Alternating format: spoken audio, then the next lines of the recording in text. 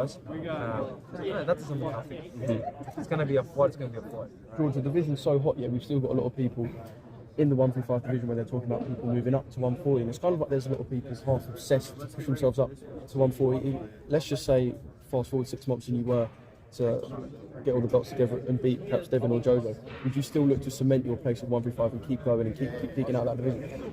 I feel great at 135. There's still a lot of unfinished business at 135. And again, if one of these guys, Lomachenko, has 2 losses, Lopez has obviously his first loss. One of these guys this weekend will lose. What's to say that I don't fight one of them guys and give them a shot if they come back and look good? Why do we got to protect this zero? Why is every fighter scared to take a risk? I've taken risk after risk in my life on the line. What, because I care about a zero? No, because I care about my legacy. And if I fall chasing greatness, so be it.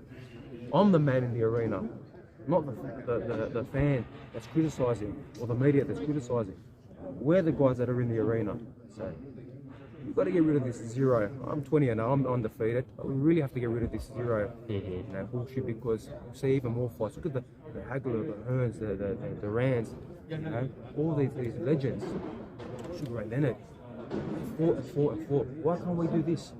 We used to say Lopez doesn't come back and fight, maybe fights a Haney or a rematch with Lomachenko, and then he beats him, and you fight again, right? And then we fight again. It is what it is. It's a fight game. Do you feel it's more likely though that you will have a homecoming title defense before jumping in there with one of these guys? No, there will be a homecoming defense in front of 80,000 people, but it's going to be against the big names. I told you, I'm not here for right back in there, I'm not here for chin-up fights. I feel great. I feel fresh. I'm ready to fight this weekend right now if I have to. I'm not here for chin-up fights. Fuck that shit. George, how you doing? Robert Coben with GMT in the Red Corner Boxing. How you doing? I was calling. I was just wanted to ask you. You saying you using these fights, the Tank fight, this fight, and also maybe the Loma fight back in New York as like a scouting. Yes. Do you have like a little time frame of when you're gonna make that decision? Because like I said, you got all the chips. They all gotta come see you. Yeah, look, I can take as long as I want right now, unless a mandatory pops up. Right. But no, the decision will be made very, very soon. Obviously, they're all fighting over the next few weeks. Then we have Christmas, and I've been away from my kids a long time. But by then, when these fights are all wrapped up, I will have a very solid, person in my head. Yes, sir. And once the Christmas and the festivities obviously end for everybody, the whole world shuts off, the boxing world shuts off, it will be a very major, announcement. Do you think it'll be difficult at all when you get back home, a star, to stay the same old George? I'm a big name in Australia, regardless.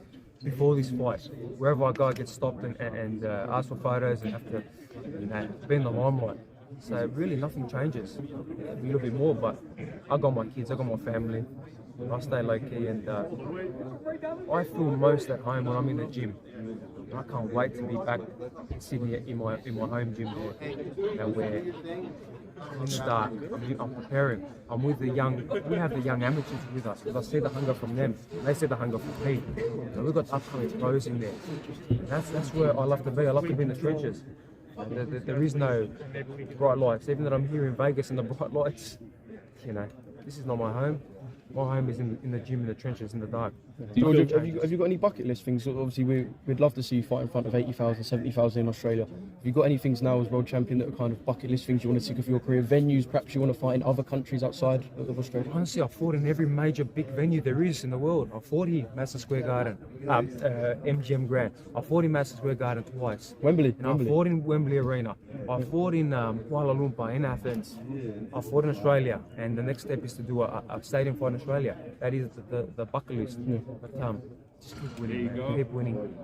Keep showing my greatness, and keep motivating. The next champion, the next young guy coming up, the next kid that's watching this interview. Do you feel pretty soon you'll stand alongside Costas, who is the greatest fighter from Australia? No disrespect to Costas, who legend of the sport, but was not born in Australia. Right. I am born in Australia. I've come through the Australian ranks, the amateur system, the local club shows, the selling the tickets, the getting the commission, $5, $10, the tables. That there, come overseas, no big promoter, fighting on the undercards, first fight of the night. I fought Mickey Bay, first fight of the night. You know what I mean? So I am the greatest fighter in Australian history. No disrespect, some will believe it, some won't, but I know where I stand. No one's ever done what I've just done and bring him back home.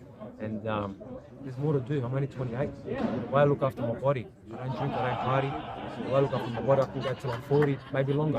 And lastly, George, you know, you fought a beautiful fight, better than just about anybody thought. Yeah. But at the same time, it seemed as though people felt Tio didn't fight up to his best capabilities. Do you feel that's true at all?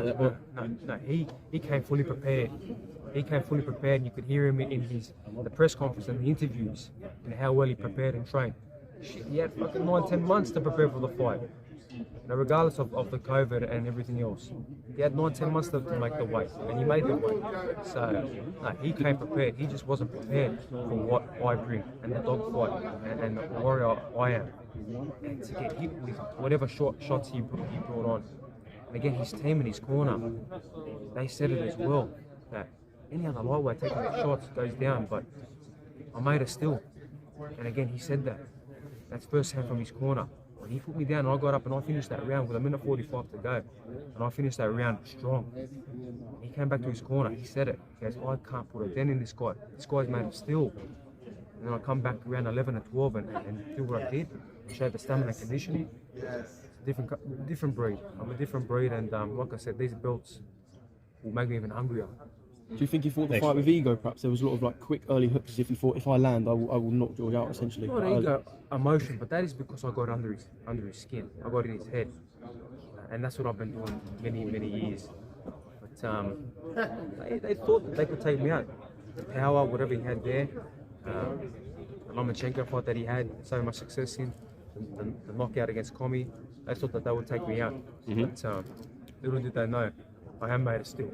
And got a better effing defense than we thought too. They don't realize, and my sparring partners, if they listen to my sparring partners in the interviews, man, we can't touch Kambosos. The movement, the sharpness, the angles. I'm 250 rounds with Manny Pacquiao. I mean, what's these lightweights going to do to me? We should have known You know that. what I mean? But if you knew, you would have betted on it. I mean, maybe some of you did. You betted big money. At one stage, I was thinking 12-1 odds here in Vegas. So it is what it is. And again, probably going into the next fight, you know, whoever it is, I'll be an underdog again.